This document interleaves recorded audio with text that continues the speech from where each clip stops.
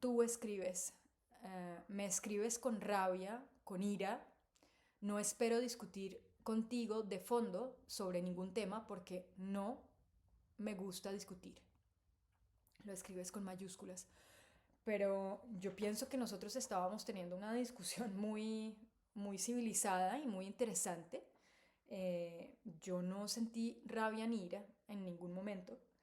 Eh, Debo advertirte que en este mensaje, en esta respuesta, yo voy a tratar de discutir muy factualmente y eso significa que inevitablemente voy a atacar tus argumentos o tus opiniones.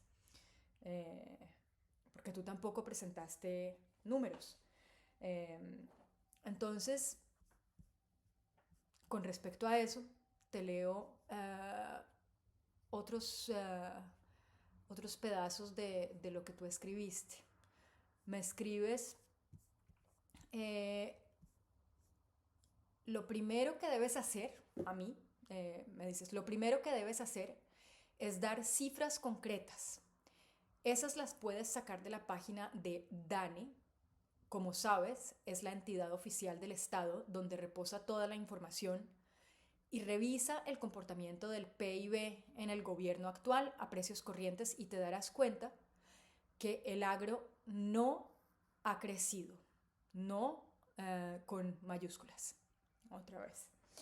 Eh, bueno, pues usando diferentes fuentes, lo que yo encontré de información del DANE, a ver, de acuerdo con las cifras del DANE, en el 2025, porque del 2026 pues todavía no se pueden hacer cuentas porque no se ha cerrado, pero de acuerdo con las cifras del DANE en el 2025, las ventas externas de alimentos y bebidas tuvieron un crecimiento récord.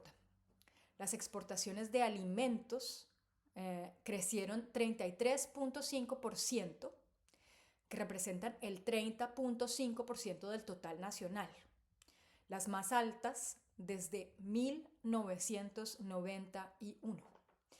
Eh, Eso fue lo que yo encontré de información del DANE. Entonces es extraño que tengamos información tan diferente. Eh, Tal vez deberías darme tú también cifras con una fuente para contrastar nuestra información y así sabemos qué es lo que está pasando. Eh, a mí estas cifras no me parecen tan descabelladas si uno tiene en cuenta que este gobierno eh, se ha comprometido muy seriamente con una reforma rural integral. Eh, Se ha comprometido con la democratización del acceso a la tierra. Y eso es básicamente la implementación de los tratados de paz que se firmaron en el 2016. En ese tratado de paz, lo que se pactó básicamente fue una reforma agraria o bueno, entre otras cosas, una reforma rural e integral en la que se le debían entregar a los campesinos alrededor de 1 millón de hectáreas de tierra. Eh, en los gobiernos anteriores se les entregó poco de esas tierras, se les entregó alrededor de 30.000 hectáreas y este gobierno empezó a implementar en forma el acuerdo de paz entregándoles a los campesinos alrededor de 700.000 hectáreas.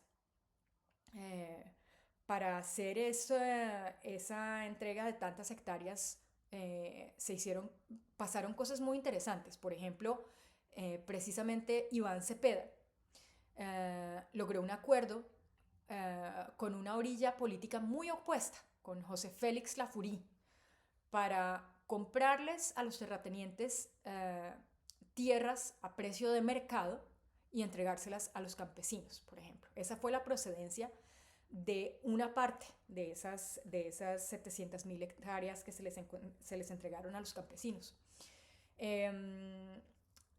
Y bueno, además de eso también se formalizaron aproximadamente 2 millones de hectáreas que se les entregaron a indígenas y campesinos.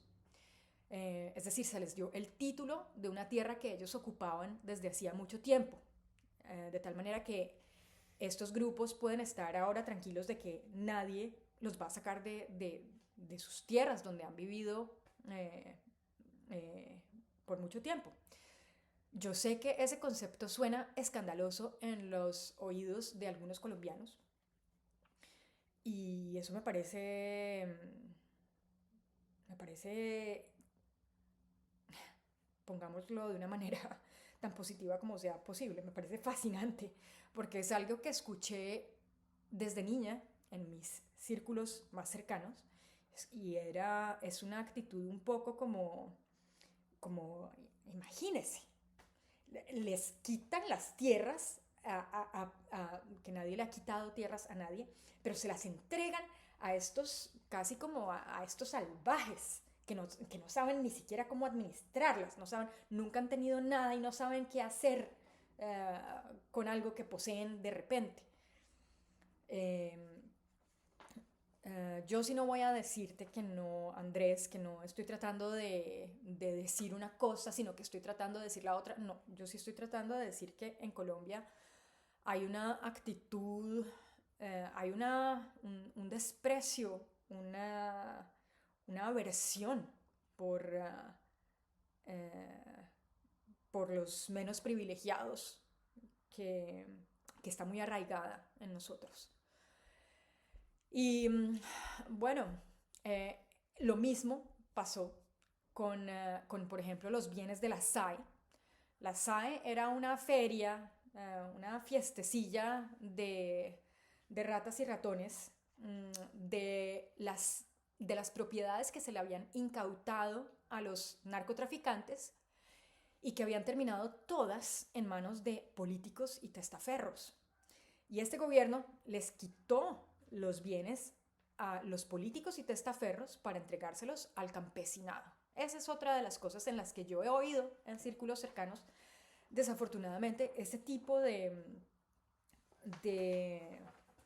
de apreciación, ¿no? Que es como, qué horror quitarle a los civilizados para darle a los incivilizados, que nunca han tenido nada.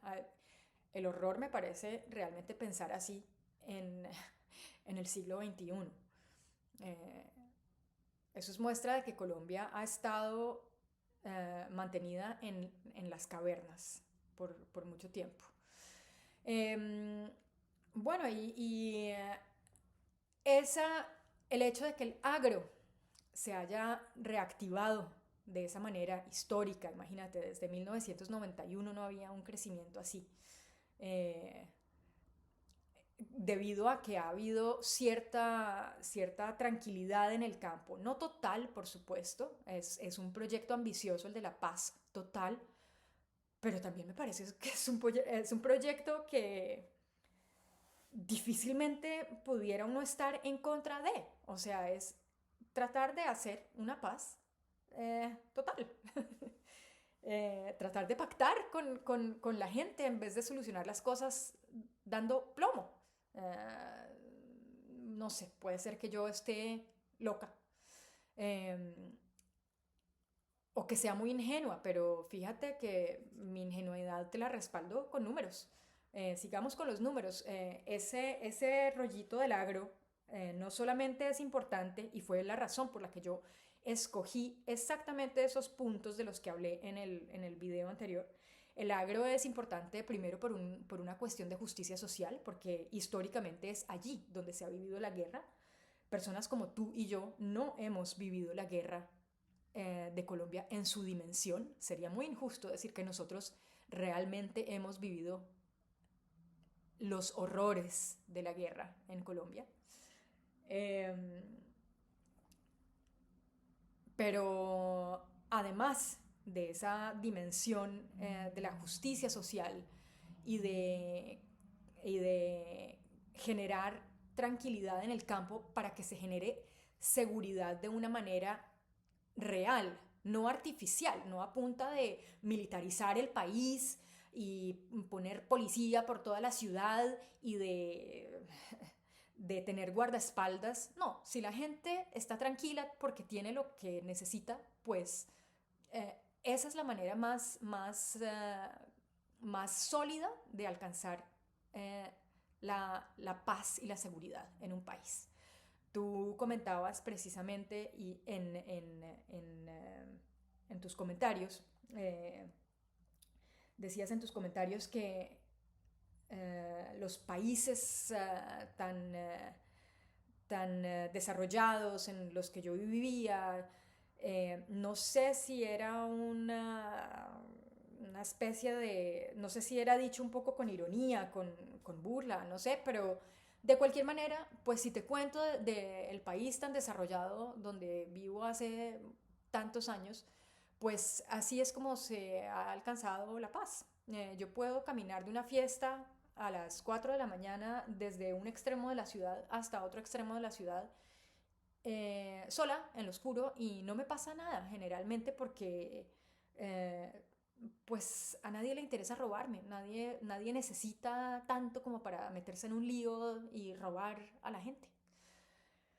Entonces yo creo más en la seguridad por esa vía, que por una vía totalmente artificial.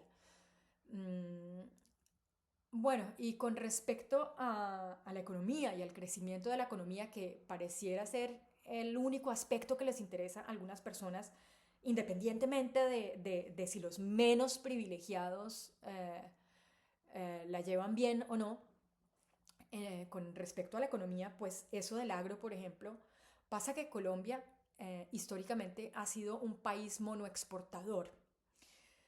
Nosotros le hemos siempre apostado o bueno, no es que le hayamos apostado, sino que nos ha tocado, por falta de planeación, por falta de organización, apostarle al carbón, al petróleo y a la minería. Es decir, Colombia es un país extraccionista. Y vivir de eso es muy peligroso, depender de un solo sector. eh, y además es vivir en las cavernas. Es decir, somos un país preindustrial. En los países preindustriales, explico esto porque espero, no es que te esté creyendo a ti un ignorante, Andrés, son explicaciones que son importantes para la discusión. Uno debe ser pedagógico y no dar por sentado que todo el mundo entiende todo. Eh, los países preindustriales extraen cosas de la tierra y las exportan así nomás, o dejan que vengan otros y las saquen de la tierra por ellos y se las lleven. Y pues ese es un muy mal negocio porque los países industrializados lo que hacen es que sacan, extraen cosas y las procesan de alguna manera, ¿no? Ese es el proceso de industrializar, procesar eso que se extrae de la tierra y venderlo con un valor agregado a un mejor precio y generar empleo, etcétera, etcétera. Y también hay países post-industrializados que viven del turismo, de los servicios, de la ciencia, de la investigación, de la innovación, de cosas intangibles, ¿no? De cosas que no se pueden tocar. Y esa es otra cosa que me parece valiosísima de este gobierno eh, último, que es que nos ha sacado un poco de las cavernas, nos ha puesto al ritmo del mundo. El gobierno colombiano de repente dejó de por allá tratar únicamente de sobrevivir y hablar de los conflictos únicamente y realmente ponernos en el mapa de lo que está pasando en el mundo, industrializarnos un poco, poner un piecito en la postindustrialización metiéndole un esfuerzo importante al turismo. Eh, bueno, eh, el resultado de esto es que la relación se ha invertido. En este momento Colombia exporta 18 mil millones en hidrocarburos y en cambio exporta 31 mil millones en frutas, verduras, zapatos, esmeraldas, you name it. Uh, Y estas cifras se suman a, o bueno, no, es decir, es difícil, es un mal punto de partida para la paz, um, no admitir cosas que son evidentes. Ahora es un pequeño grupo, creo que es un grupo reducido de personas que no admite eh, el desarrollo en el que está Colombia desde los últimos años. La efectivización, la dinamización que ha causado este gobierno.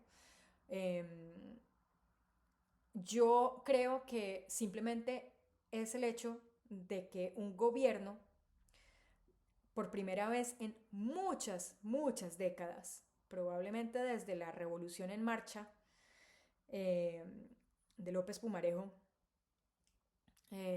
no se había dedicado un gobierno a, a, implementar una visión de país, sino que si uno tiene un gobierno más ocupado en otras cosas, es decir, más ocupado en mantener la hegemonía de cierto grupo y devolver favores y mantener la rosca, y si queda algo de energía y de espacio para poder hacer algo bueno por la gente, pues se hace.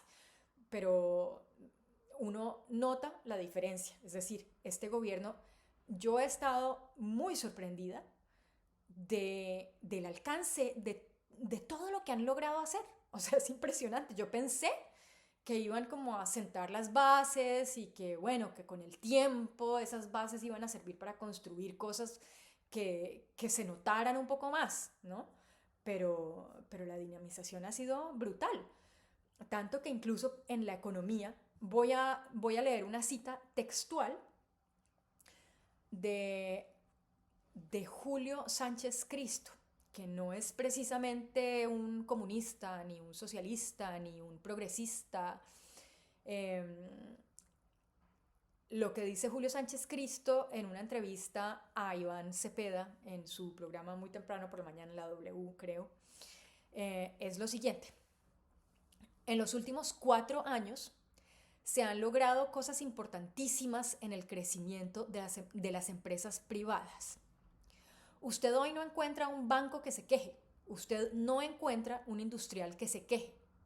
Usted no puede encontrar un mayor número de ventas de motocicletas, de desarrollos, de emprendimientos a los que les ha ido muy bien.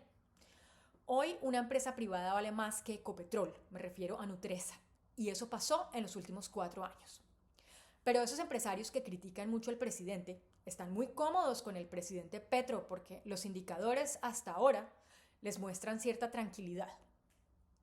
Cierro comillas. Eso fue parte de lo que dijo Julio Sánchez Cristo en esa entrevista. Te voy a poner en los comentarios de esto, te voy a poner el link donde puedes ver la entrevista completa y te voy a enviar también exactamente dónde en la entrevista puedes verlo. También te voy a enviar el link de lo que he dicho antes, de los números que encontré con respecto al crecimiento del agro en Colombia. Y podemos seguir leyendo cifras, números. Te leo un titular del periódico El País de España, que es uno de los referentes del periodismo en Europa. El desempleo cae al 7% y se enfila a cerrar un 2025 histórico para el mercado laboral colombiano. El link de esto también te lo voy a pegar en los comentarios. Esas cifras se suman a otras como la generación de empleo, eso es parte del mismo artículo, con 4.8 millones de personas ocupadas. Claro, bueno, pues industrializar un poco las cosas, dinamizar las cosas, pues genera empleo, por supuesto. Y entre todos esos logros, avances en la economía, hay otra cosa que es súper sorprendente, de la cual también te pondré el link. La Bolsa de Colombia cerró el 2025 como una de las más rentables del mundo. Es decir, se consolidó como la bolsa de mayor crecimiento y rentabilidad en toda América Latina y se ubicó en el top 3 global de las bolsas más rentables. La bolsa colombiana. ¿Por qué? Bueno, pues porque la economía nacional crece, no según mí, según yo, sino según la OCDE. La economía colombiana creció un 2,6% por encima de la media de este grupo de países de la OCDE, que, que es un club de países prósperos. Bueno, no, se han abierto un poco, pero originalmente eso era lo que eran. Y para mí, mmm, el crecimiento obsesivo de las economías realmente no es tan importante como la redistribución. Los países latinoamericanos somos algunos países muy ricos, pero el problema es que estamos muy mal distribuidos. Un buen ejemplo es México, por ejemplo. Es un país inmensamente rico donde están algunas de las personas más ricas del mundo, pero nuestro subdesarrollo literalmente es la desigualdad. Entonces, para mí, lo más importante de todo esto son cosas como esto. Otro titular de El País de España. La pobreza en Colombia cae al 28%, el nivel más bajo en su historia. Ese link también te lo dejaré en los comentarios. Y un pedazo de tu comentario muy importante es que dices que respetas mi opinión con respecto a ese candidato que no quiero nombrar. No quiero no incendiar las opiniones y calentar aún más el ambiente político en Colombia en estas semanas de la segunda vuelta. Entonces prefiero ni nombrarlo. Me parece además, no quiero nombrar ese nombre, me parece muy exótico que Colombia, es decir, nos está devolviendo esto al mapa del exotismo en el mundo, que una persona que debería estar probablemente en la cárcel. Yo creo que si queda de presidente va a haber muchos líos porque probablemente va a estar impedido en algunos periodos porque es muy, ¿cómo se dice eso? No sé si la palabra existe en español, no me acuerdo, pero vamos a inventárnosla. Es muy blatante. Eh, los líos, en los que está metido este candidato. Tú dices que es mi opinión, pero una opinión eh, no tiene, es decir, una opinión por sí sola no tiene bases y no tiene datos. Pero yo he encontrado muchas evidencias que me hacen pensar y expresar que este señor realmente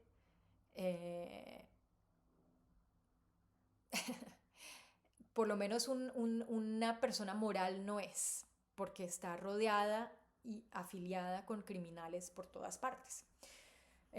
Toda persona, vamos a organizar la información y a ser justos, toda persona tiene derecho a una defensa legal. Si nadie estuviera dispuesto a defender a los acusados más odiados, ese derecho a la defensa sería realmente ilusorio. Y por eso es que algunos abogados penalistas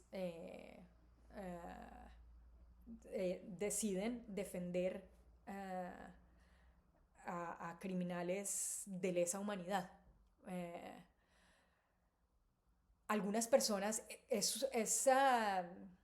hay una discusión alrededor de eso, porque muchas personas también creen que hay casos tan atroces que quien elige representar al acusado asume una cierta responsabilidad moral.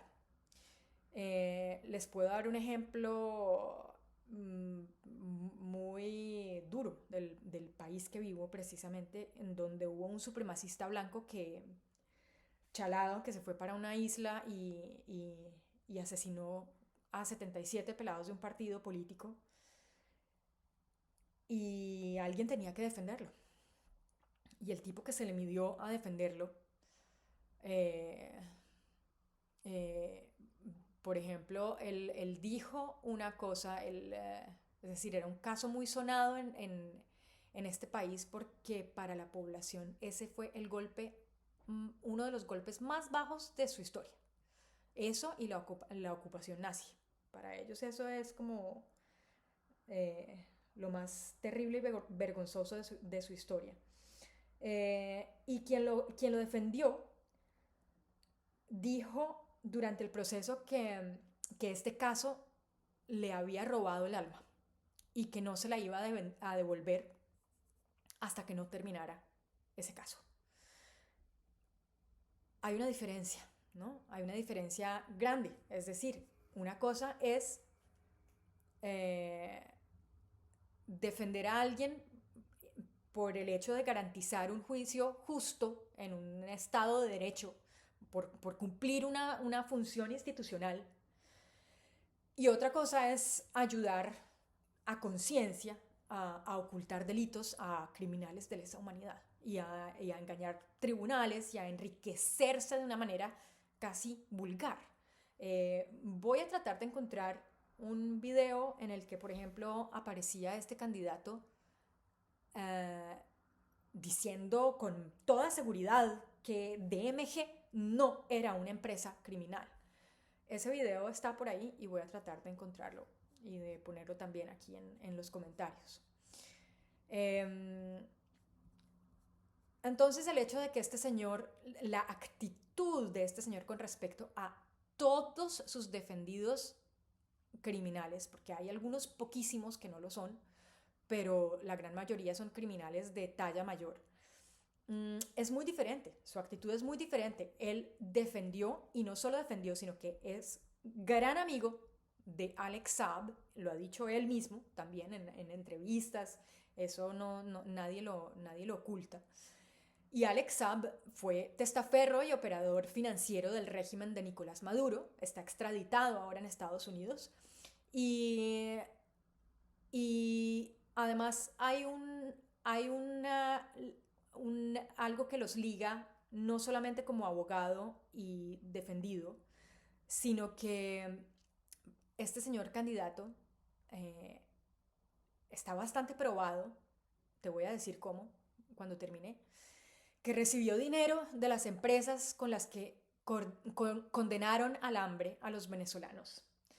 Eh, Desde un hecho que ya era miserable, que era que se les iba a dar alimentos expirados a los pobres venezolanos.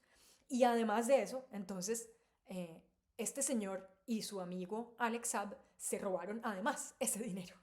Es una cosa muy miserable, muy miserable. ¿De qué manera? Está bastante probado ese hecho. Uno de los periodistas investigativos más respetados en América Latina y fuera de América Latina, porque su trabajo ha sido impecable a través de muchísimos años, es Daniel Coronel. Y él hizo una investigación en la que, de hecho, en su columna virtual, digital, en video, muestra los documentos que él encontró.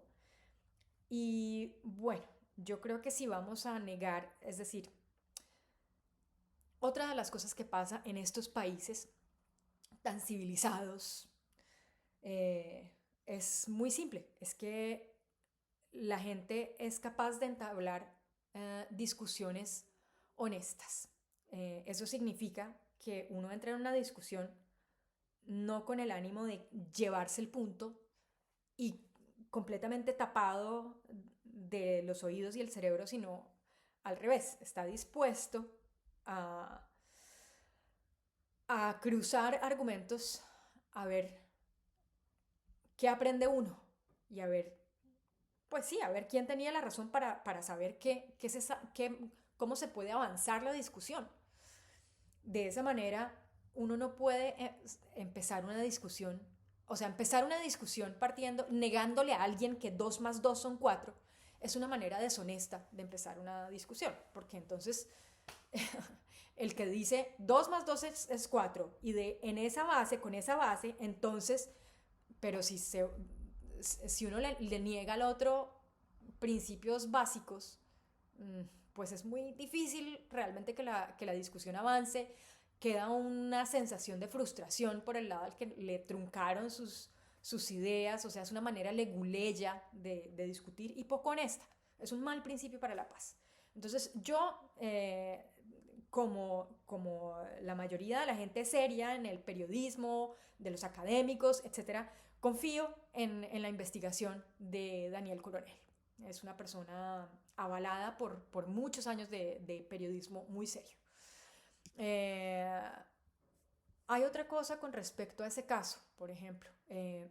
¿Por qué este señor candidato eh, presenta una demanda civil cuando le piden que demuestre la procedencia de su fortuna y sus nexos con Alex Saab o con Álvaro Pulido? Eso me recuerda a un episodio de la historia de Colombia reciente, en los años 80. Y es que se ve en televisión un hombre muy alterado, eh, dándole un ultimátum a otro hombre. Ese hombre muy alterado en televisión es Pablo Escobar y le está dando un ultimátum a Rodrigo Lara Bonilla, diciéndole que le daba 24 horas o 48 horas, no sé cuántas horas le daba, para que se retractara por haberlo acusado públicamente, también en televisión, de haber obtenido su fortuna a través del narcotráfico o de haberle pedido que demostrara de dónde salía su fabulosa fortuna, creo que decía literalmente Lara Bonilla. Y ese video de Lara Bonilla también estaba o está por ahí rodando en internet, en el que decía, yo he hecho el seguimiento, he hecho la investigación muy seria y este señor es un narcotraficante. En ese entonces, Pablo Escobar era un hombre relativamente desconocido, por lo menos para la población colombiana lo era, y,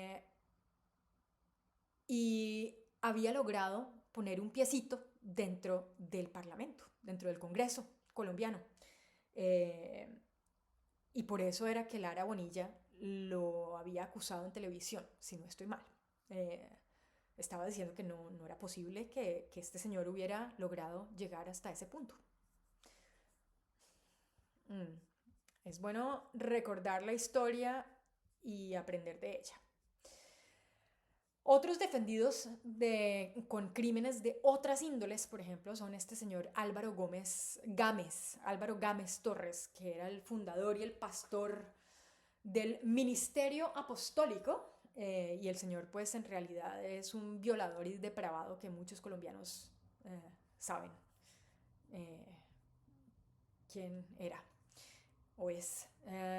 Otro defendido pues es David Murcia, otro crimen de otra índole completamente diferente, por DMG, la pirámide que de la Espriella defendía diciendo que no, que era una empresa eh, sin ningún lío con la ley, y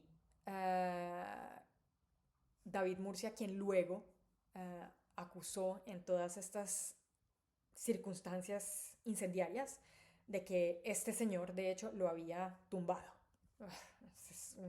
Son rollos en los que en realidad uno no quisiera ni meterse, pero bueno, es bueno explicar porque así podemos hacer elecciones libres. También defendió a los primos Nule, del carrusel de la contratación de Bogotá, que se robaron el dinero de la ciudad, el dinero del metro. Eh, y este señor fue parte de la defensa de lo más granado de los paramilitares en Colombia. promovió la no extradición en el proceso de Santa Fe de Ralito.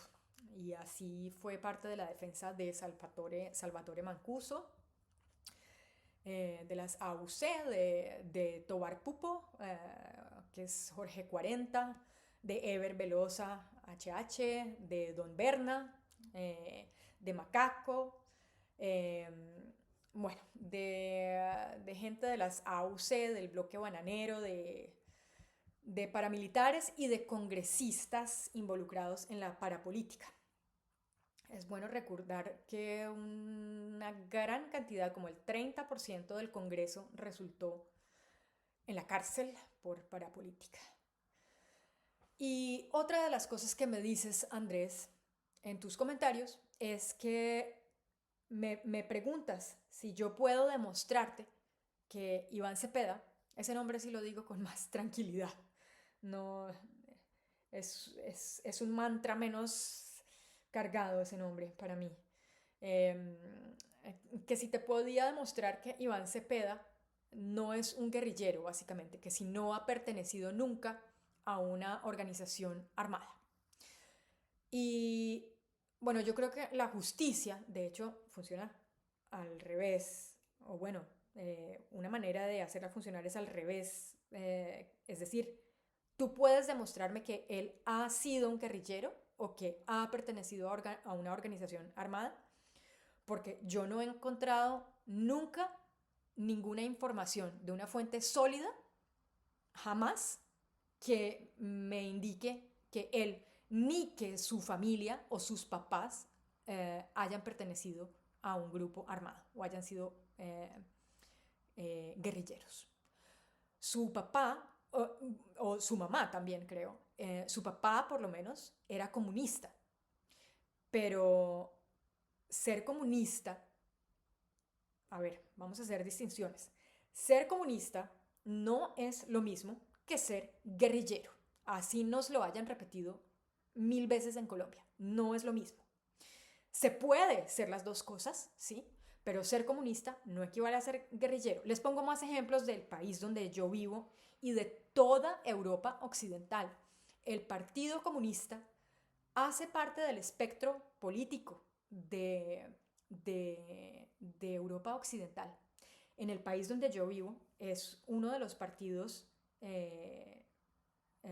parlamentarios porque tiene gran apoyo popular, tienen varios escaños en el Parlamento y son, bueno, RÖT se llaman. Ellos, de hecho, no son el partido más a la izquierda del espectro político noruego. Ellos son, hay discusión, por ejemplo, hay gente que dice que son socialistas y no comunistas. Pero esa distinción, a ver, les cuento, ellos están basados en el marxismo y uno de sus ejes políticos, de sus ejes de su visión, es que la diferencia entre las clases sociales debe ser eliminada al máximo posible. Entonces, eso, por ejemplo, para Estados Unidos es el demonio sentado en el Parlamento. Y en Colombia también. Tanto que en Colombia, pues los comunistas fueron asesinados sistemáticamente. Alrededor de 30.000, de 3.000, alrededor de 3.000 personas asesinadas en un periodo como de 10 años. Entre esos, el papá de Iván Cepeda, precisamente. Pero eso es en Colombia. Aquí los comunistas no son asesinados. Aquí los comunistas se sientan en el Parlamento y tienen una voz y pueden discutir ideas. Tal vez por eso es que aquí los comunistas no crean guerrillas, porque no hay necesidad. Entonces, bueno, pues eso es lo que tengo para responderte y para contarte. Está muy bueno que me corrijas, que discutas, ojalá abiertamente con la gente aquí para que nutramos la discusión. Y si a alguien más le ha nutrido, de hecho, la discusión, pues muy bueno. Chao y mucha suerte a nosotros.